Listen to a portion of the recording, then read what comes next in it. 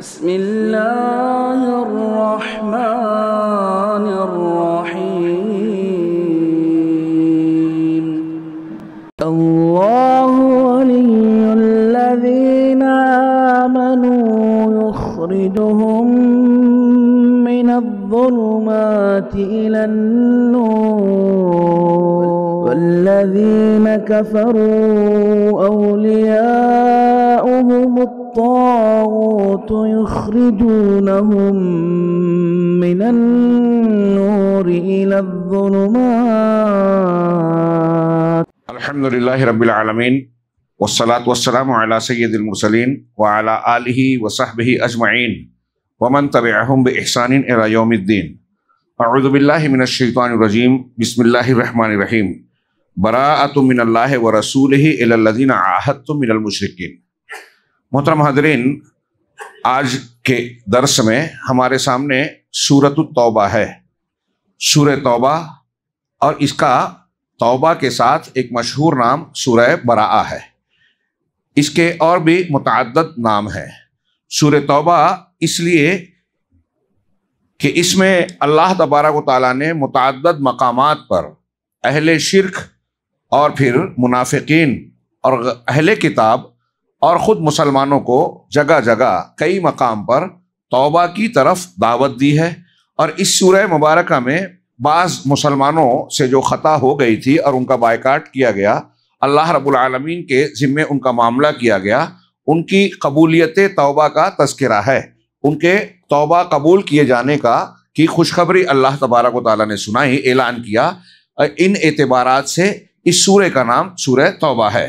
دوسرا نام اس کا ہے سورہ براءہ، اس لیے کہ سورت کے آغاز ہی سے مشرکین سے براءت کا اظہار کیا گیا ہے. یہ کہا گیا کہ اللہ اور اس کے رسول بری ہیں، بیزار ہیں،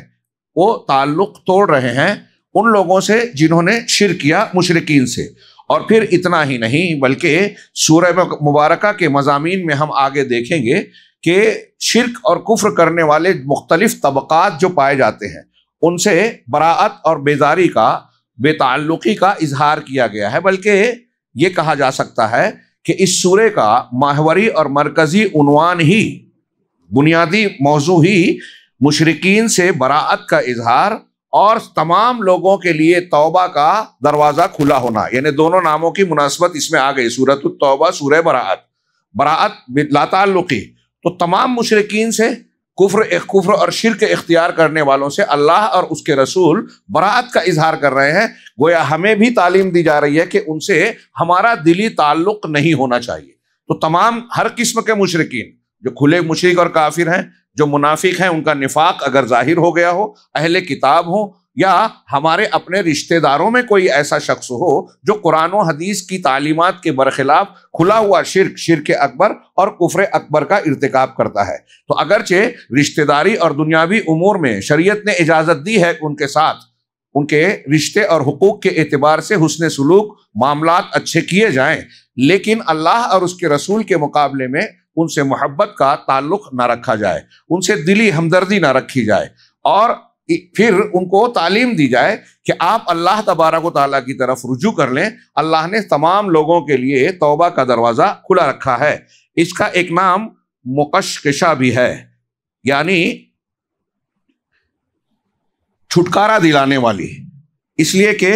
یہ اس صورت میں وہ مضامین ہیں، توبہ کی وہ تعلیم ہے، ایمان کی وہ ترغیب ہے جسے اختیار کرنے پر اہل شرک اور اہل نفاق کو خلاصہ اور چھٹکارا مل سکتا ہے، دنیا کی مصیبت سے بھی اور آخرت کی. فاضحہ ایک نام ہے اس کا خاص طور سے تذکرہ کیے جاتے ہیں، اگرچہ یہ نام بہت مشہور نہیں ہے لیکن اہل علم اور اہل تفسیر اس نام کا بطور خاص ذکر کرتے ہیں. فاضحہ ہم اردو زبان میں فضیحت کا لفظ استعمال کرتے ہیں. فضح یفضح، رسوا کرنا، فضیحت کرنا. اس کا مضمون یہ ہے کہ اس سورہ مبارکہ میں منافقین کے تعلق سے بطور خاص اللہ تبارک و تعالیٰ نے ان کی فضیحت کی ہے، ان کو رسوا کیا ہے، ان کا پردہ فاش کیا ہے. ہم اپنی زبان میں کہہ لیں کہ بھانڈا پھوڑا ہے.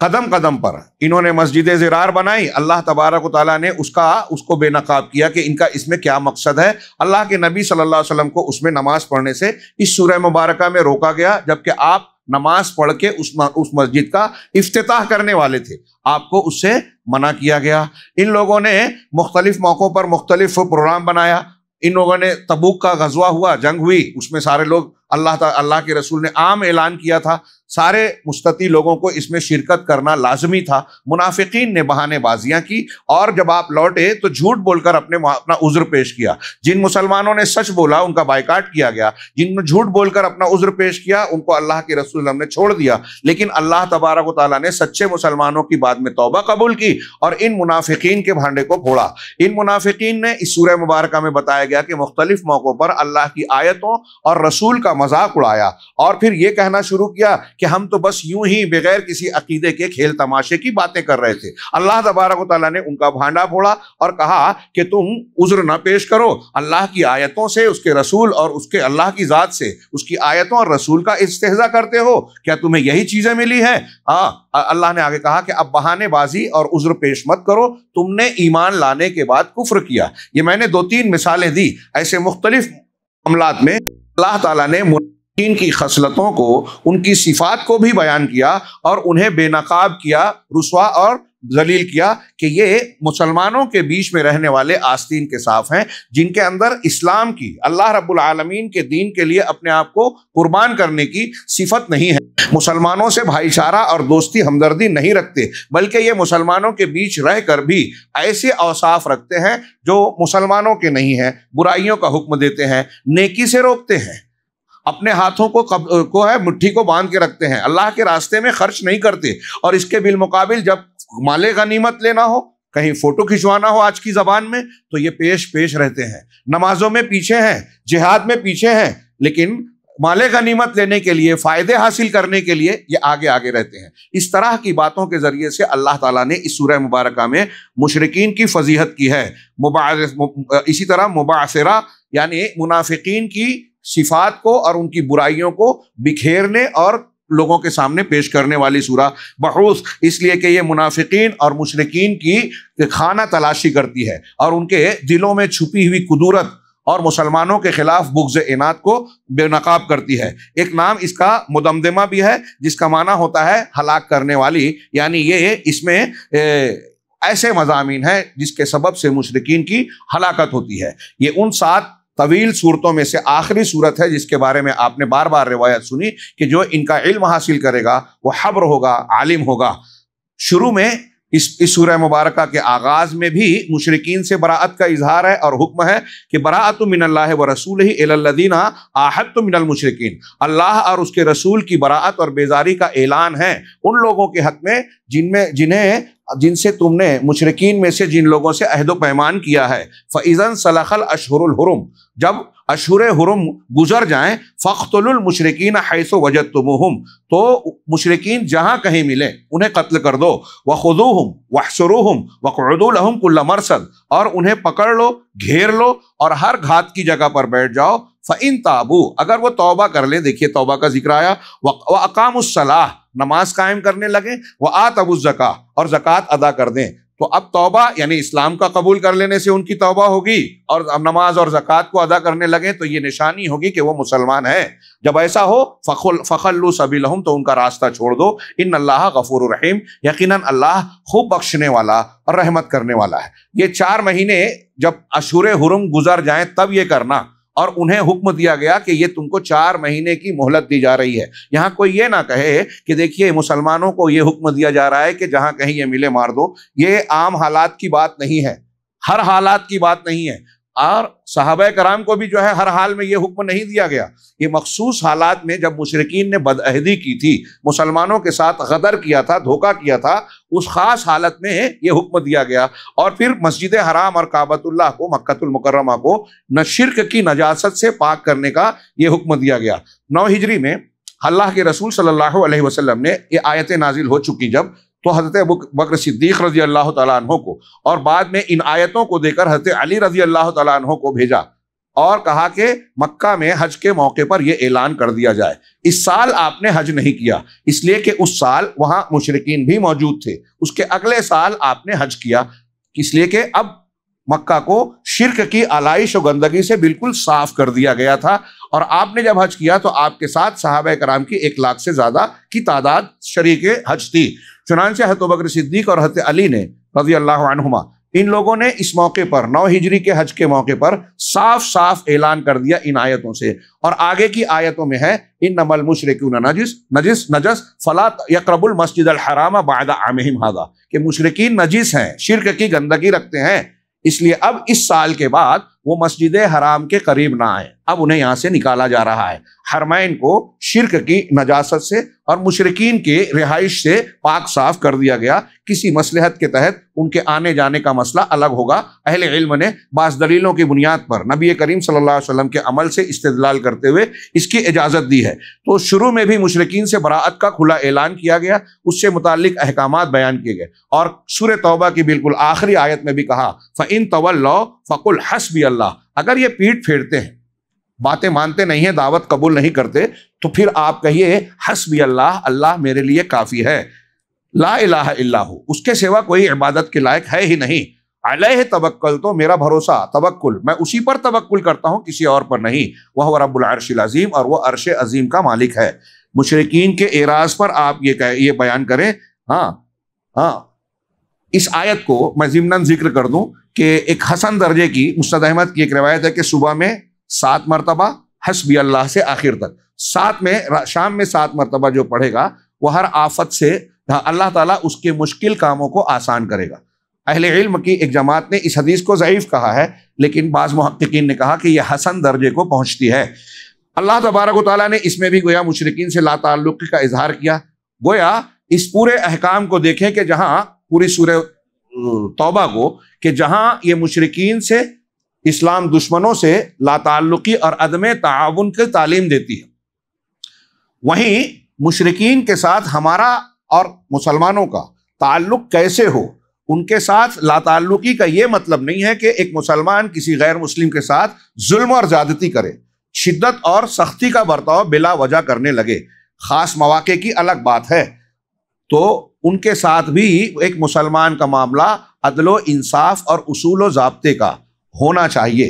اور دینی اعتبار سے دل میں ان کے تعلق سے معاملہ کیا ہونا چاہیے، براءت کا، جو اس سورہ مبارکہ کا مرکزی عنوان ہے۔ اس سورت کے موضوعات میں سب سے پہلا مضمون، 1-2 مضمون آج پڑھیں گے، کافی دیر سے شروعات ہوئی ہے، بقیہ انشاءاللہ کل، ارادہ تھا کہ سورہ توبہ آج پوری کر لی جائے، لیکن ہم انشاءاللہ کل اس کی تکمیل کریں گے۔ پہلا مضمون یہ ہے کہ العلاقۃ بین المسلمین والمشرکین، مسلمانوں اور مشرکین کے درمیان تعلق، باہم ربط و ضبط کیسا ہو، بہت اہمیت کی حامل بات ہے۔ اور موجودہ حالات میں ہم ہندوستان میں رہتے ہیں، ایسے کئی معاملات پیش آتے ہیں کہ آدمی یہ سوال کرتا ہے کہ فلاں معاملے میں ہمیں کیا کرنا چاہیے، لین دین میں، کاروبار میں، جس کی اجازت ہے، کئی مرتبہ ایسے مراحل آتے ہیں کہ فیصلہ کرنا مشکل ہوتا ہے۔ ابھی ہمارے ایک بھائی سوال کر رہے تھے، کنٹریکٹر ہیں، کہیں ایسی تعمیرات کرنی پڑتی ہے کہ ہم گھر کی تعمیر کر رہے ہیں، دکان یا کمپنی کی تعمیر کر رہے ہیں، ضمناً اس میں ہمیں مندر بنانا پڑ رہا ہے، تو اب برے کاموں میں تعاون نہیں کرنا چاہیے، ہم کیا کریں؟ تو ایسی کئی دشوار مراحل پیش آتے ہیں معاملات میں۔ ہم دیکھتے ہیں کہ ہمارے اہل سیاست جو ہے، سیاست میں، پارلیمنٹ اسمبلی میں جاتے ہیں، انہیں کئی مراحل ایسے پیش آتے ہیں، اگر ان کے یہاں عقیدے کی مضبوطی اور علم نہ ہو تو کئی ایسے کام کر لیتے ہیں جو اسلامی تعلیم کے خلاف ہوتا ہے، اور انہیں یہ دقت پیش آتی ہے، علماء کرام جب یہ احکامات بتاتے ہیں تو وہ سمجھتے ہیں کہ یہ شدت پسندی ہے، تو وہ دقت کا معاملہ پیش آتا ہے۔ تو پھر رواداری، یکجہتی، ان دونوں کی حدود کیا ہیں؟ کس حد تک ایک مسلمان دوسروں سے رواداری برت سکتا ہے، اور کہاں یکجہتی کا معیار کیا ہے، اور کہاں اپنے تشخص اور اپنی شناخت و اصولوں کا لحاظ کرے گا؟ میں اکثر شاید یہاں اس سے پہلے بھی ذکر کیا تھا، مولانا ابوالکلام آزاد کا بڑا پیارا جملہ ہے، وہ ہمیں یاد رکھنا چاہیے۔ اسلامی تعلیمات کی روشنی میں انہوں نے کہا تھا کہ مصالحت بقائے حق کے ساتھ ہوتی ہے، فنائے حق کے بعد نہیں۔ آپ کسی سے صلح کر رہے ہیں، کسی سے دوستی کا مظاہرہ کر رہے ہیں، تو یہ اس کا مطلب یہ نہیں ہے کہ آپ اپنا حق اپنے دین کی بنیاد کو ترک کر دیں، توحید کے اصولوں کو بالائے طاق رکھ دیں۔ جب آپ اپنے دین کی بنیاد ہی کو کچل دیں گے تو پھر آپ کہاں رہے؟ آپ مسلمان ہی نہیں رہے۔ تو کسی سے رواداری کا یہ مطلب نہیں ہے کہ ہم اپنا دین چھوڑ دیں، اور یہ کام وہ بھی نہیں کرتے، ہمارے مقابل ہے۔ ہاں، کسی نے کہا پارلیمنٹ میں کہ بھائی ٹھیک ہے ہم آپ کے یہاں عید میں آ کے سوئیاں کھاتے ہیں، آپ آ کے ہمارے یہاں تہواروں میں اور پوجا پاٹ کے کام میں شریک ہو جائیں، تو کیا یہ انصاف ہوا؟ آپ ہمیں پوجا پاٹ میں بلا رہے ہیں جس سے ہمارا دین اور ہمارا ایمان ٹوٹ جائے، اور سوئیاں کھا کے دنیا کے معاملے کو صرف کریں؟ نہیں، آپ ہمارے یہاں آنے کے بعد یہ کہیے کہ آپ گائے کو یا بیل کو ذبح کیجئے عید الاضحیٰ کو، اور ہم اس کا گوشت کھاتے ہیں۔ یہ آپ نہیں کریں گے کیونکہ ہم یہ سمجھتے ہیں، اور کوئی مسلمان آپ کو اس کے لیے مجبور بھی نہیں کرتا۔ کیوں؟ اس لیے کہ یہ آپ کے اپنے ذہن اور بنائے ہوئے دین کے مطابق کے خلاف ہوگا، آپ کا دھرم نشٹ ہوگا۔ تو آپ ہمیں ایسے کاموں پر کیوں ابھارتے ہیں رواداری اور یکجہتی کا مظاہرہ کرنے کے لیے، جس سے ہمارے دین اور ایمان کی بنیادوں پر ضرب پڑتی ہے؟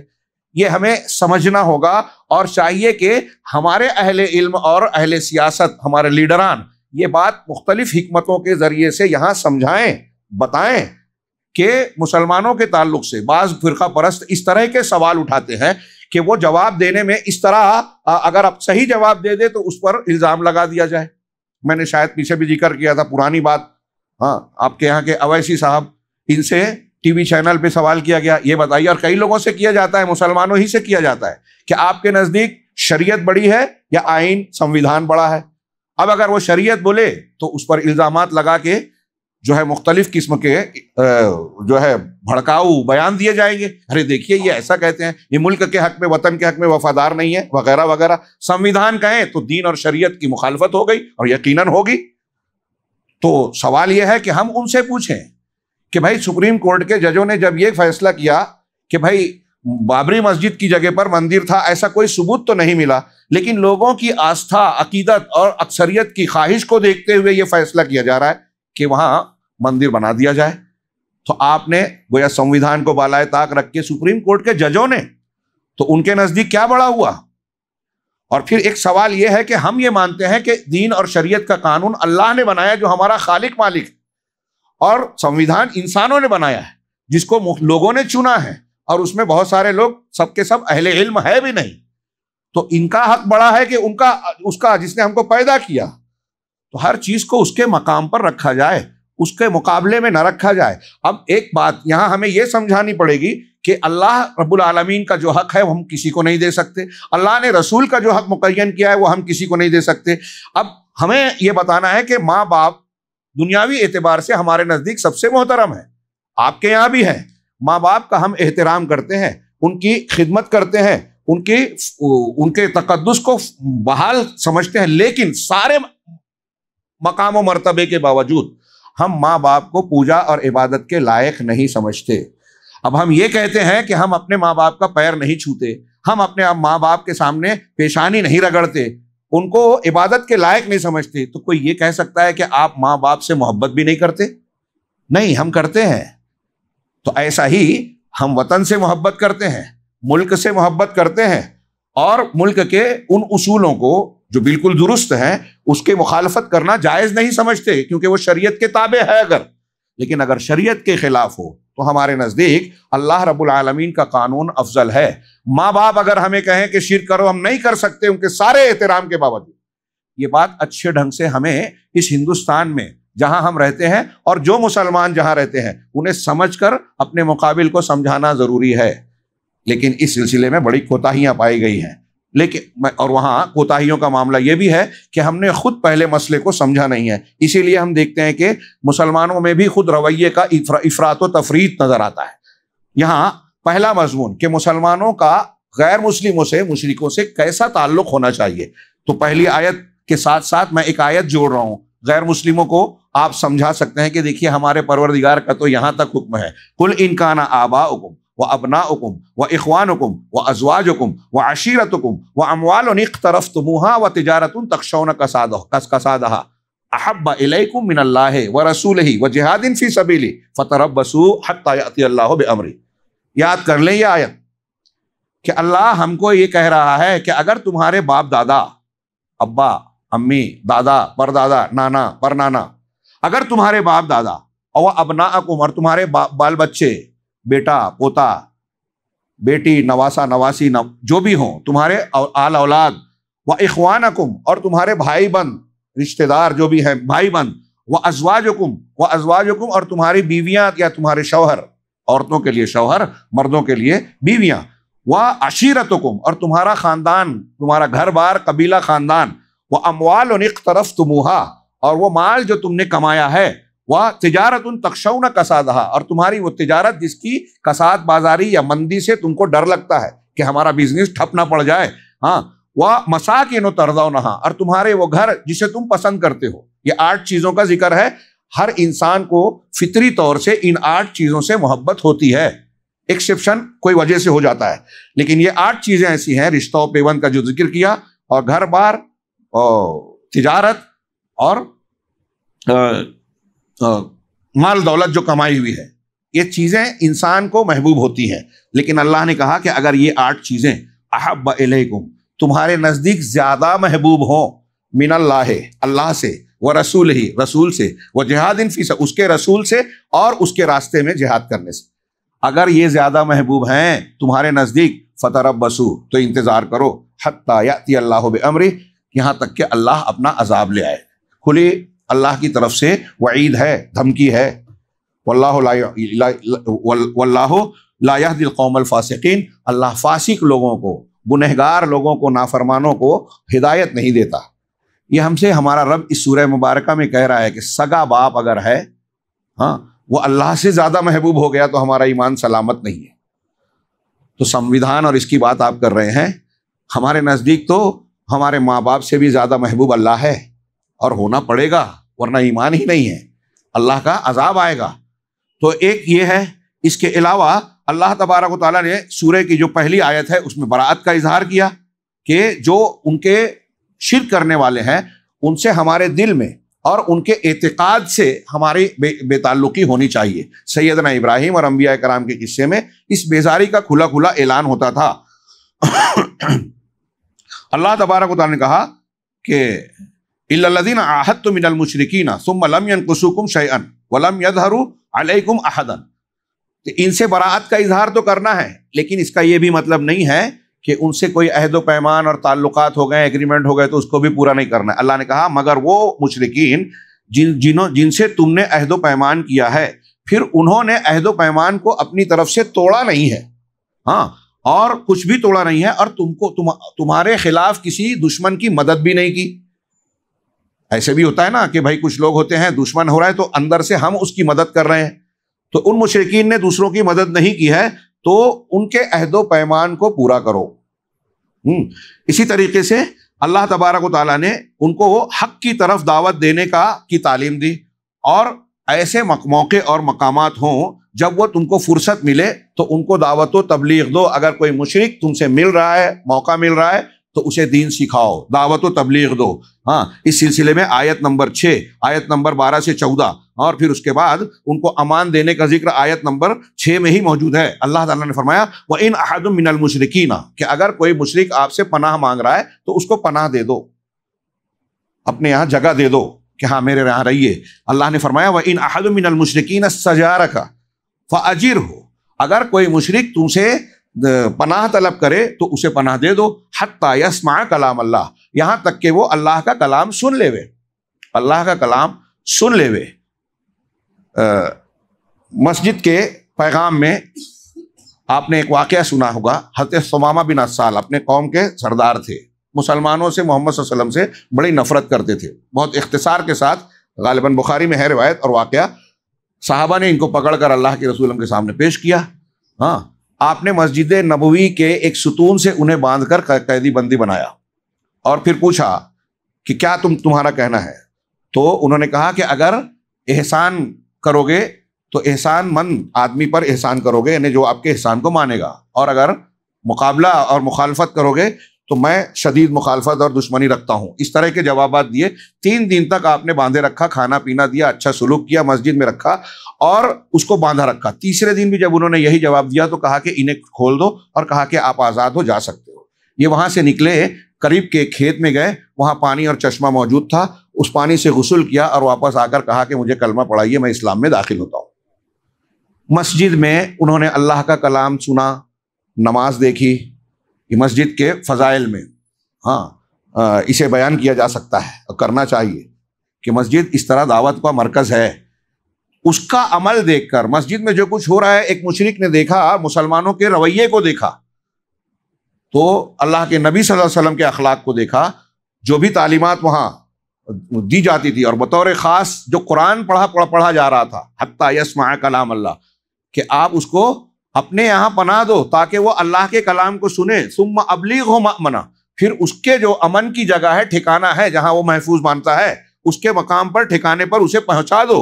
ذالک بانہم قوم لا یعلمون، یہ اس لیے کہ وہ ایسی قوم ہے جو علم نہیں رکھتی۔ ایک بڑا طبقہ نفرت کرنے والا، مخالفت کرنے والا مسلمانوں سے اور اسلام سے اس لیے مخالفت کرتا ہے کہ وہ اسلام کے بارے میں یا تو جانتا ہی نہیں، یا اسے جو بتایا گیا ہے وہ غلط ہے، جیسا کہ آج ہم محسوس کرتے ہیں۔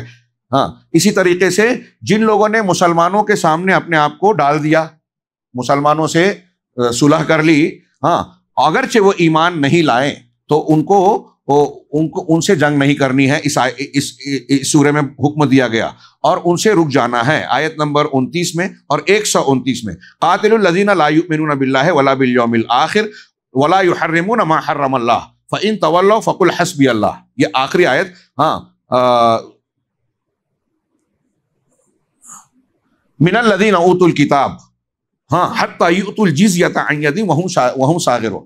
کہ اہل کتاب سے بھی آپ کو یہی معاملہ کرنا ہے، یہاں تک کہ وہ پستی اختیار کر کے آپ کو جزیہ دینے لگے۔ آپ کو جزیہ دے رہے ہیں مطلب آپ کے حکومت اور ماتحتی کو قبول کر رہے ہیں، اب انہیں پریشان نہیں کرنا ہے۔ جزیہ دینے والے اور ذمہ بننے والوں کے تعلق سے بہت واضح احکامات دیے ہیں، اور اللہ کے رسول صلی اللہ علیہ وسلم نے یہاں تک فرمایا کہ اگر مسلمانوں کی حکومت میں کوئی ذمہ رہتا ہے جس کو ذمہ دے دیا گیا ہے، اور کسی نے اس ذمہ کو ناحق کسی مسلمان نے قتل کر دیا، تو وہ جنت کی خوشبو نہیں پائے گا۔ بخاری کی روایت ہے یہ، وہ جنت کی خوشبو نہیں پائے گا۔ نمبر 2، اس سلسلے میں اللہ کے راستے میں جہاد کرنے اور اس سلسلے میں ترغیب اور ترہیب دینے کی تعلیم بھی اس سورہ مبارکہ میں ہے۔ اور جو لوگ اپنے آپ کو بلا وجہ اس سلسلے میں کہتے ہیں کہ ہم جو ہے نہیں جا سکتے، بہت بوجھل ہیں، منافقین کا ذکر کیا ہے۔ آیت نمبر 38 اور 39 میں آپ پڑھ سکتے ہیں کہ غزوہ تبوک کا حکم ہوا تو یہ بہانے بازیاں کر کے اپنے آپ کو بوجھل بنانے کی کوشش کی کہ ہم نہیں نکل سکتے، ہماری طبیعت ناساز ہے، ہم ایسے ہیں ویسے ہیں، قتال نہیں جانتے، وغیرہ وغیرہ۔ تو ترغیب دے کر یہ کہ تثاقل کا اظہار نہ کیا جائے۔ نمبر 3، نفاق اور منافقین کا جرم اور ان کی صفات کی فضیحت اور رسوائی، ان کو بے پردہ کرنا اور ان کی سازشوں کو بے نقاب کرنا۔ منافقین کی صفات کا میں نے شروع میں کچھ ذکر کیا کہ اس سورے میں بتایا کہ یہ لوگ المنافقون والمنافقات بعضهم من بعض، منافق مرد اور عورت ایک دوسرے سے تعلق رکھتے ہیں، اور یہ نیکیوں سے یأمرون بالمنکر، منکر کا حکم دیتے ہیں، برائی کا حکم دیتے ہیں، اور نیکیوں سے روکتے ہیں۔ آج ہمارے ہاں جو لوگ گناہ کا حکم دیتے ہیں، اپنے دوستوں سے کہتے ہیں کہ چلو فلاں گناہ کے کام میں شریک ہو جائیں، فلم دیکھیں، یہ گناہ کر لیں، وہ گناہ کر لیں، شراب نوشی کر لیں، تو وہ یوں سمجھیے کہ دوسروں کو منکر کا حکم دے رہے ہیں۔ اور یہ منافقین کی صفت قرآن نے بتائی کہ یہ منکر کا حکم دیتے ہیں، معروف سے روکتے ہیں، اور مسلمانوں پر جگہ جگہ اعتراض کرتے ہیں۔ کوئی بہت سخاوت کا اظہار کر رہا ہے، منافقین نے دیکھا تبوک کے موقع پر ایک صحابی جو ہے بہت سارا مال لا کے انہوں نے دیا جنگ کی تیاری کے لیے، تو کہا کہ ارے دیکھو یہ ریاکاری کر رہا ہے۔ اور کوئی اگر غریب آدمی ہے، اس نے کمایا، کچھ صحابہ ایسے تھے جو رات میں جا کے مزدوری کیے کہ یہ موقع ہے خرچ کرنے کا، میرے پاس کچھ ہے ہی نہیں، مزدوری کی جو ملا آدھا 2 سا ملا، 1 سا جو ہے چندے میں دے دیا، ایک گھر کے لیے لے گئے۔ تو کہا دیکھو اس کے 1 سا 2 سا سے دشمنوں کا کیا بگڑے گا، جو تھوڑا دے رہا ہے اس کا مذاق اڑا رہے ہیں، جو زیادہ دے رہا ہے اس کو ریاکار کہہ رہے ہیں۔ الذین یلمزون المتطوعین، یہ آیت ہے کہ جو لوگ اللہ کے راستے میں رضاکارانہ طور پر خرچ کرتے ہیں انہیں بھی، اور ان پر بھی نقد و تنقید اور جرح کر رہے ہیں، جو اپنی محنت اور مشقت کے بدلے کے سوا کچھ نہیں پاتے، ان پر بھی نقد کر رہے ہیں بیٹھ کر، خود کچھ نہیں کر رہے ہیں، لوگوں پر تنقید کر رہے ہیں۔ دیکھیے آج کل ہمارے یہاں سماج اور معاشرے میں ایسے لوگ پائے جاتے ہیں کہ نہیں پائے جاتے، کہ خود دین کے لیے، مسجد کے لیے، امر بالمعروف نہی المنکر کے کاموں کے لیے محنت نہیں کر رہے ہیں، دین سیکھنے کا کوئی جذبہ نہیں ہے، قربانی دینے کے لیے کوئی وقت نہیں ہے ان کے پاس، نماز روزے کے لیے وقت نہیں ہے، لیکن جو کرتا ہے اس کا نقد کرنا، کیڑے نکالنا، اس کے اندر خامیاں نکالنا اور تبصرے کرنا، یہ ہمارے یہاں بہت کامن اور عام بات ہے۔ میں ایسا مانتا ہوں کہ یہ ہماری قوم کی پستی اور انحطاط کی ایک بہت بڑے وجہ ہے، بلکہ انحطاط کی ایک بہت بڑی نشانی ہے۔ تو منافقین کے جرائم کو اس سورہ مبارکہ میں بڑی تفصیل سے بنایا گیا ہے۔ اس ضمن میں اہل علم نے لکھا مجموعہ بنا کر کہ وہی کہ نمازوں میں پیچھے رہنا، خرچ کرنے کے مقام پر ہاتھ کھینچ لینا، جہاد کے مقام پر بہانے بازی کر کے گھر میں بیٹھے رہنا، عورتوں کے طریقے کو اختیار کرنا، قربانی کی جگہ پر قربانی نہ دینا، مال غنیمت لینے کے لیے آگے آگے پیش رہنا، کام کرنے والوں پر تنقید کرنا، نماز کے لیے سست روی کا مظاہرہ کرنا، ذکر و اذکار میں پیچھے رہنا، ایسی ان کی صفات۔ مسلمانوں کو کوئی تکلیف پہنچ رہی تو ان کو خوشی ہوتی ہے، اور مسلمانوں کو کوئی غنیمت ملتی ہے تو ان کو دکھ ہوتا ہے۔ مسلمانوں کو کامیاب ملنے پر دکھ کسے ہوگا؟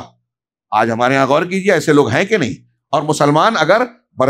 ترقی کر رہا ہے تو انہیں دکھ ہو رہا ہے، پریشانی میں مبتلا ہو رہا ہے تو انہیں جو ہے خوشی ہو رہی ہے کہ چلو دیکھو اس کو میں اس سے ناراض ہوں اور اس کو مصیبت اور پریشانی آ رہی ہے تو یہ اس پر اس کو خوشی ہوتی ہے۔ آج کتنے مسلمانوں کے ایسے معاملات پر جس سے ان کو دل میں کینہ کپٹ ہے رشتہ داروں سے، تو وہ تکلیف میں آتا ہے تو ہمیں خوشی ہوتی ہے۔ یہ منافقین کی صفت ہے، مومنین کی بالکل نہیں ہے۔ آیت نمبر 60 میں اللہ تبارک و تعالیٰ نے مصارف زکوٰۃ کا ذکر کیا ہے کہ انما الصدقات للفقراء والمساکین، والمؤلفۃ قلوبہم، والعاملین علیہا، ہے نا، 8 مصارف بتائے ہیں کہ زکوٰۃ یقیناً صدقات، یہاں صدقات سے مراد زکوٰۃ ہے، فرض صدقہ زکوٰۃ ہے۔ تو زکوٰۃ صدقات کا حق فقراء کے لیے ہے، مساکین کے لیے ہے، تالیف قلب والوں کے لیے ہے، عاملین علیہا جو بیت المال کے کام کر رہے ہیں، چندہ وصولی کرنا، محنت کرنا، حساب کتاب کرنا، اس کو قاضی مقرر کرے گا، اس کو متعین کرے گا، اور وہ جو اللہ کے راستے میں جہاد کرتے ہیں۔ اب یہاں بڑا آج کل اختلاف چل رہا ہے، جہاد ہے یہ تو طے ہے، اب کچھ لوگ کہہ رہے ہیں کہ مدارس مساجد میں نہیں دیا جا سکتا، لیکن یہ محل نظر ہے، خاص طور سے ہندوستان جیسے ماحول میں جہاں حکومت بھی جو ہے مسلمانوں کے لیے مدارس پر نظر ڈالتی ہے اور اس کے راستے روکتی ہے۔ جو پہلے کے زمانہ تھا انگریزوں کے زمانے میں بہت ساری پراپرٹیز مدرسوں کو حاصل تھی، تو جو ولیم کیا نام تھا، لارڈ میکالے کی سفارشات کے بعد انگریزی حکومت نے بہت سارے مدارس کا چندہ جو حکومت دیتی تھی اسے بند کر دیا۔ بہت سارے وہ امداد جو مغلوں اور پہلے کے دور سے چلی آ رہی تھی وہ مدارس کو دینا بند کر دیا۔ پھر سفارشات کے نتیجے میں بہت ساری ان کی پراپرٹیز کو حکومت نے ضبط کر لیا، اور بعد میں حکومت کو مسلمانوں کے مدارس اور اسلامی معاملات کا دیکھنے کا سارا نظام جو ہے اس کا انحصار زکوٰۃ، صدقات اور خیرات پر ہو گیا۔ اب آج جو اوقاف حاصل ہیں مدارس کو، مساجد کو، ہماری نظر میں، یا لوگ کہتے ہیں صرف درگاہوں کی بات، درگاہوں کے پاس صرف نہیں ہے، ہمارے یہاں مسلمانوں کے یہاں ایک جذبہ پایا جاتا ہے کہ ہم اگر مر گئے تو کوئی ایسی چیز چھوڑ جائیں جو ہمارے اجر و ثواب کا باعث ہو۔ ہم اپنی گاڑی کمائی کو اللہ کے راستے میں اس طرح سے وقف کر دیں کہ لوگ اس سے فائدہ اٹھاتے رہیں ہمارے مرنے کے بعد بھی، اور اجر و ثواب ملتا رہے، اسی کو وقف کہتے ہیں کہ وہ نہ بیچا جائے گا نہ خریدا جائے گا، بلکہ سارے مسلمان اس سے استفادہ کر سکتے ہیں۔ جو وقف کرنے والے کی جو نیت اور وقف کا اعلان ہوگا اس کے مطابق اس کا نفاذ ہوگا۔ یہ مسجدیں بھی اوقاف کی زمین اور وقف کے طور پر بنتی ہیں، مدارس میں بھی، اور ان کی بہت ساری پراپرٹیز بھی، اس طرح کے سرائے اور بہت سارے قبرستان بھی ہوتے تھے۔ اب ان سے متعلق بھی قوانین ایسے بنائے جا رہے ہیں کہ مسلمانوں کی اوقاف پر بھی دوسروں کی نظر اور دوسروں کے قبضے کا راستہ کھل جائے، اس میں بڑے مسائل ہیں، تو اوقاف پر بھی نظر ہے۔ اور دوسری طرف سے یہ ہمارے ہاں کچھ لوگ شوشہ چھوڑ رہے ہیں کہ مدارس کے لیے زکوٰۃ نہیں ہوگی، یہ فی سبیل اللہ کا صرف یہ مطلب ہے۔ حالانکہ اللہ کے راستے میں جہاد، اب مشرکین سے تو آپ لڑائی کرتے ہیں ہتھیار سے، اللہ تعالیٰ نے اس سورہ میں کہا، غالباً اسی سورت میں آیت ہے کہ جاہد الکفار والمنافقین واغلظ علیہم، کہ کفار سے بھی جہاد کیجئے، منافقین سے بھی۔ منافقین جو آپ کے بیچ میں ہے صفوں میں، ان سے کیسے جہاد ہوگا؟ ان سے تو ہتھیار سے نہیں ہوگا، لڑائی سے نہیں ہوگا، ان سے دلائل سے ہوگا، ادلہ سے ہوگا، صلاحیت سے ہوگا، مناظرے سے ہوگا، بات چیت سے ہوگا۔ یہ کون کرے گا؟ یہ علماء کریں گے، اہل علم کریں گے، جن کی اس سلسلے میں تیاری ہے، جو صلاحیت ہے۔ یہ کہاں تیار ہوں گے؟ دینی مدارس میں۔ آپ دینی مدارس بند کر دیں تو علماء نہیں ملیں گے، اور جیسے جیسے علماء کی قلت ہوگی قیامت کی نشانی بتائی گئی ہے، برائیاں عام ہوگی، علم کم ہوگا، برائیاں عام ہوتی جائے گی۔ اہل علم کا وجود مسلمانوں کے لیے بہت بڑی نعمت ہے، اور جب علماء اٹھ جائیں گے تو اللہ کے رسول نے کہا جاہلوں سے لوگ فتویٰ پوچھیں گے۔ جاہل سے مراد کون؟ جو اپنے آپ کو کوئی بھی ڈگری رکھتا ہو، قرآن حدیث اگر نہیں جانتا، فتویٰ دینے کی صلاحیت دلائل سے نہیں رکھتا، وہ جاہل ہے۔ فتویٰ دینے کے معاملے میں، دوسرے معاملے میں کتنا بڑا بھی عالم ہو، تو لوگ جاہلوں کو اپنا امام بنائیں گے، ان سے سوال کریں گے، سردار بنائیں گے، وہ پھر ان سے پوچھا جائے گا، سوال پوچھا جائے گا، فتویٰ پوچھا جائے گا، تو فافتوا بغیر علم، تو وہ بغیر علم کے فتویٰ دیں گے، خود گمراہ ہوں گے، فضلوا واضلوا، خود گمراہ ہوں گے اور لوگوں کو گمراہ کریں گے۔ تو یہ فتنوں کا دروازہ کھلے گا۔ مسلمانوں میں آج کتنے فتنے برپا ہیں، ہمارے وہ نوجوان جو مختلف قسم کی گمراہیوں، نئے نئے افکار اور مختلف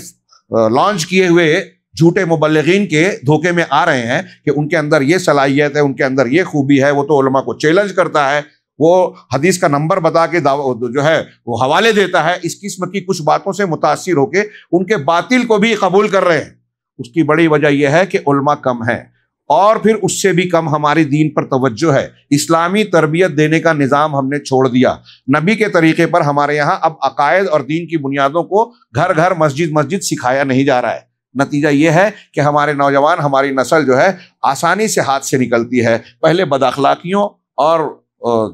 دنیا کی جو ہے رنگینیوں کی طرف لپکتی ہے، یا پھر جو دیندار طبقہ ہے وہ غلط دین اور غلط منہج کی طرف چلے جاتے ہیں۔ ایک طبقہ دنیا کی طرف چلا جاتا ہے، ایک طرف دین کی طرف جو طبقہ ہے وہ غلط منہج کو اختیار کر لیتا ہے۔ چنانچہ اللہ تبارک و تعالیٰ نے جن مصارف کو بتایا ہے اس میں اس پر توسع، خیر یہ علماء کے درمیان کی گفتگو ہے جو میں نے تھوڑی سی چھیڑ دی اس لیے کہ آج کل یہ بات آ رہی ہے اور عوام میں بھی کچھ لوگ کہنے لگے ہیں۔ تو اللہ تعالیٰ نے 10 مستحقین کا اس میں ذکر کیا ہے، اور ان مستحقین کے باہر زکوٰۃ نہیں دی جائے گی، اس میں اپنی تفصیلی باتیں جو ہے فقہ کی کتابوں میں بیان کی جاتی ہے۔ پانچواں اور آخری میں آج کے درس کے اعتبار سے یہ نقطہ بیان کروں، البیعۃ مع اللہ تعالی لتحقیق مقصد الخلافہ واعلاء دینہ سبحانہ، کہ اللہ تبارک و تعالیٰ کے ساتھ بیعت، بیعت خلیفہ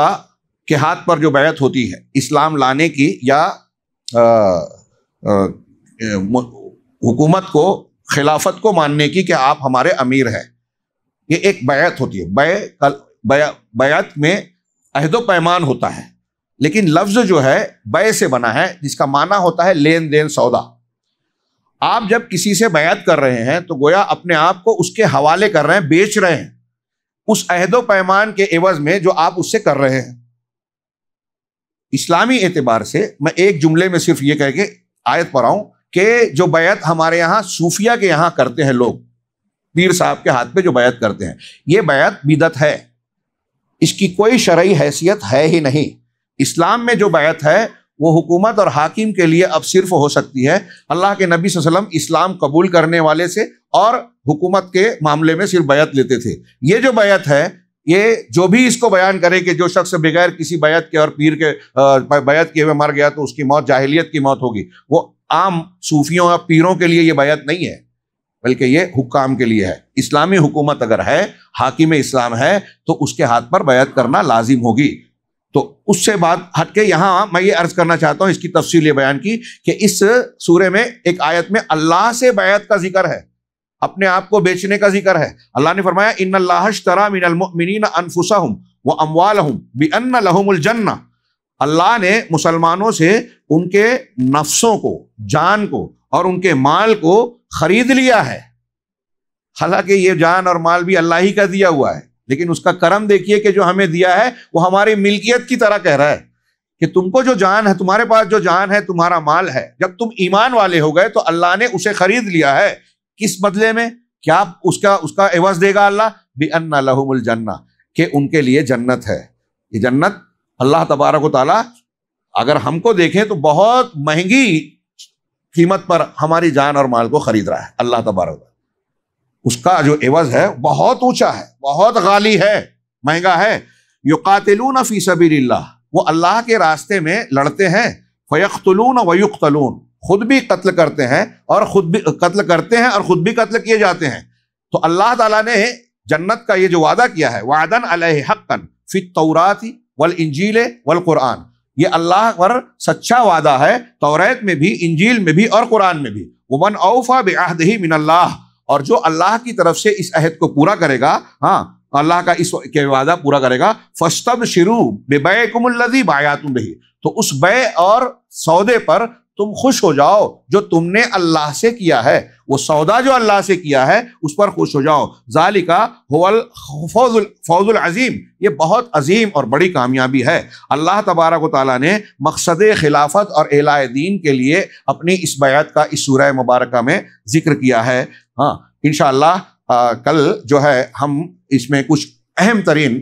فوائد اور لطائف پر گفتگو کریں گے، خاص طور سے مشرکین کے تعلق کے متعلق الگ الگ لوگوں سے کے بارے میں جو اس آیت اس سورہ مبارکہ میں کہا گیا ہے کہ کس طریقے سے آپ کو لا تعلق ہونا چاہیے۔ نبی کریم صلی اللہ علیہ وسلم کو کس طرح سے کہا گیا کہ آپ کا رشتہ دار بھی شرک پر مر رہا ہے تو آپ اس کے لیے استغفار نہیں کر رہے ہیں، آپ کے سچے صحابی کے باپ کا انتقال ہو رہا ہے تو آپ کو اس کے لیے نماز جنازہ پڑھنا جائز نہیں ہے، منع کر دیا گیا، اور پھر دوسرے بھی احکامات بڑے اہم بیان کیے گئے ہیں۔ اس لیے بھی کہ یہ سورت بالکل آخر میں نازل ہونے والی طویل سورت ہے۔ مکہ میں، مدینہ میں ابتدائی سورت جو ہے جو نازل ہوئی لمبی، وہ سورہ انفال ہے جو غزوہ بدر کے تناظر میں تھی، اور آخر میں جو نازل ہوئی لمبی سورت وہ غزوہ تبوک کے تناظر میں سورہ توبہ ہے۔ دونوں کا تعلق، اور سورہ توبہ اور سورہ انفال کا تعلق بھی انشاءاللہ کل ہم اس پر گفتگو کریں گے۔ اللہ تعالی ہمیں قرآن فہمی اور اس پر عمل کرنے کی توفیق عطا فرمائے۔ وآخر دعوانا الحمدللہ رب العالمین، وصلی اللہ علی نبینا محمد۔